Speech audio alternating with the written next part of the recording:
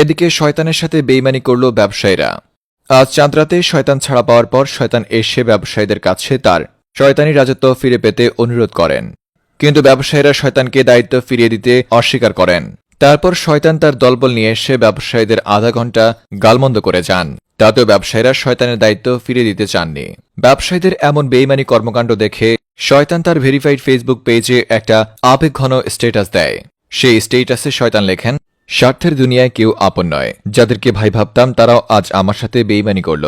এদিকে শয়তান তার শয়তানি কর্মকাণ্ড ফিরে পেতে জাতীয় শয়তান ব্যবসায়ী ঐক্য পরিষদের উপসচিব ইবলিস আল শয়তানের কাছে ব্যবসায়ীদের বিরুদ্ধে অভিযোগ করেন। এ ব্যাপারে ইবলিস আল শয়তানকে জিজ্ঞাসাবাদ করা হলে ইবলিস আল শয়তান জানান, ব্যবসায়ীরা শয়তানের সাথে বিশ্বাসঘাতকতা করেছে। শয়তান বিশ্বাস করে ব্যবসায়ীদের হাতে তার দায়িত্ব বুঝিয়ে দিয়ে গেছেন, কিন্তু 1 মাস পর শয়তান যখন তার দায়িত্ব ফিরিয়ে দিতে অনুরোধ করেন তখন ব্যবসায়ীরা তার সাথে বেইমানি করেন। আর তাই তো এই বেইমানদের বিরুদ্ধে জরুরি ব্যবস্থা নেওয়া হবে বলে জানিয়েছেন। বিস্তারিত দেখুন বিশ্ব বেইমানের রিপোর্টে।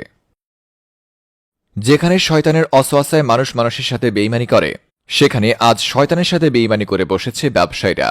প্রতি বছর প্রথম রমজানে শয়তানকে বন্দী করা হয়, আর ঠিক এভাবেও এবারের রমজানেও শয়তানকে বন্দী করা হয়েছে। কিন্তু বন্দী করার আগের দিন শয়তান ব্যবসায়ীদের কাছে তার শয়তানি দায়িত্ব বুঝিয়ে দিয়ে যায়। শয়তান ভেবেছে শয়তানের পরবর্তীতে ব্যবসায়ীরা শয়তানের সকল শয়তানি কর্মকাণ্ড করে যাবে। যদিও শয়তানের দায়িত্ব ঠিকঠাকভাবে পালন করে গেছেন ব্যবসায়ীরা। তারা রমজান মাসে ছোলা, বুট, পেঁয়াজ এবং বিভিন্ন নানারকম দ্রব্যমূল্যের দাম বাড়িয়ে দেয়। সেই সাথে বাড়িয়ে দেয় তরমুজের দাম। মূলত গত বছর তরমুজের দাম বৃদ্ধি করেই শয়তানের মন কেড়ে নিয়েছে ব্যবসায়ীরা, আর তাই তো এবারেও তারা তরমুজের দাম বৃদ্ধি করে ফেলেছে। তবে বন্দী শয়তান মনে মনে ভেবেছিল ব্যবসায়ীরা হয়তো তার মনে সন্তুষ্টির জন্যই কাজ করে যাচ্ছে, কিন্তু শয়তান বুঝতেই পারেনি যে ব্যবসায়ীরা তার থেকেও বড় শয়তান। আর এজন্যই এবার রমজান শেষে চাঁদরাতে শয়তানকে যখন ছাড় দেওয়া হয় তখন শয়তান এসে ব্যবসায়ীদের কাছে তার শয়তানি রাজত্ব ফিরে পেতে অনুরোধ করেন। কিন্তু এদিন শয়তানের কথা রাখেননি ব্যবসায়ীরা। শয়তানের সাথে সরাসরি তারা বেইমানি করে বসেছেন। তারা শয়তানকে শয়তানের নিজের রাজ্যে বসতে দিতে মানা করেছে।